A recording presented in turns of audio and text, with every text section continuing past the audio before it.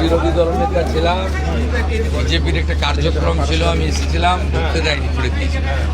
জনগণ বিচার করে দিয়েছে। চিরদিন কাহারও সমান নাই যায়, যেমন কর্ম করবে তেমন ফল পাবে। रिनोवेशन नहीं किया गया है, क्या कहेंगे सर? रास्ता भी पिछले सरकार का काम तुष्टीकरण, भ्रष्टाचार, परिवारवाद और बंगाल को पीछे ले जाने का काम था। ये सब काम तो उनका नहीं करने का मकसद था। राष्ट्रवाद, देश प्रेम, ऋषि बंकिम चंद्र, कवि गुरु, ये सब काम उनका नहीं करने का, उसका एजेंडा में नहीं था। अभी राष्ट्रवादी सरकार आया, ये सब काम होगा। और वंदे मातरम का 150 साल भी चल रहा है। हम लोग बजट में डिक्लेयर किया है कि बड़ा म्यूजियम होगा, नेशनल लेवल का म्यूजियम, वंदे मातरम म्यूजियम। ये जो बहुत बारिश हो रहा है, इसकी वजह से थोड़ा सा रेस्क्यू प्रॉब्लम है क्या? रेस्क्यू ऑपरेशन में थोड़ा सा प्रॉब्लम हो रहा था? हुआ है, लेकिन ऑलमोस्ट तो कंप्लीट हो गया है।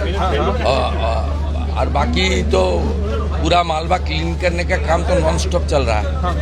लेकिन क्या सबको निकाल लिया गया है वहाँ नहीं, ये तो बोलना मुश्किल है। ऑपरेशन चल रहा है? ये NDRF और आर्मी जब बोलेगा तब कोलकाता पुलिस को मैं जानकारी दे दूँ। ये मेरा बोलने का ठीक नहीं। देखिए, यूनिफॉर्म सिविल कोड बंगाल में होगा, एक प्रोसीड्योर होता है, हम लोग असेंबली में बताऊंगा। एक कमेटी बनता है, एक सिटिंग जज की नेतृत्व में।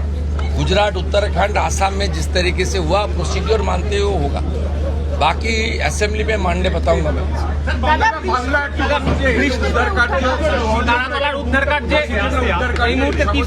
হ্যাঁ, কালকে তো ডিস্টার্ব হয়েছে, কিন্তু আমরা টাচে আছি। উদ্ধার কার্য চলছে, পুরোটা ক্লিনিং না হওয়া পর্যন্ত এটা চলবে।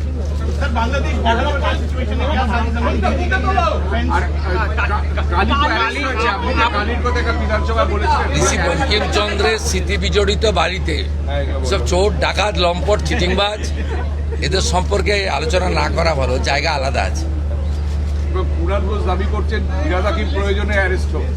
আমি এখানে এসব কথা বলবো না। আমি ঋষি বঙ্কিমচন্দ্রের, সাহিত্য সম্রাটের, বন্দে মাতরমের রচয়িতার, তার পূর্ণ জন্ম দিবস অর্থাৎ আবির্ভাব দিবস, আমি এখানে এসেছি গ্রন্থাগার মন্ত্রী, বিধায়ক, আধিকারিকদের নিয়ে। এই প্রথমবার রাজ্য সরকার এখানে অনুষ্ঠান পালন করছে। তথ্য সংস্কৃতি দপ্তর এবং গ্রন্থাগার দপ্তর এবং কলকাতা কর্পোরেশন মিলিতভাবে এই কাজটা আমাদের আজকে সকালের প্রথম কাজ।